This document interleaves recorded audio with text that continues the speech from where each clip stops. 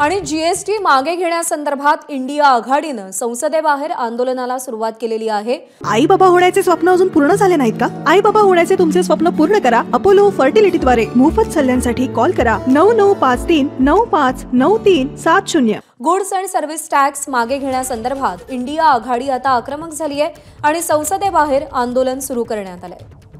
GST जाहीर झाला तेव्हापासूनच विरोधी पक्षांची भूमिका ही जीएसटीला विरोध करण्याची होती आणि त्यानंतर आता जीएसटी मागे घ्यावा या मागणीसाठी विरोधकांनी आंदोलन सुरू केले संसदेच्या बाहेर।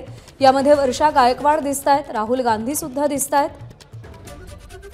जीएसटीला विरोध करत इंडिया आघाडीनं आंदोलन पुकारलंय। विधिमंडळाच्या कार्यामध्ये ज्यावेळी अधिवेशन सुरू असतं त्यावेळी विधिमंडळाच्या पायऱ्यांवर जसं चित्र पाहायला मिळतं तसंच काहीसं चित्र सध्या दिल्लीमध्ये संसदेच्या बाहेर दिसतंय।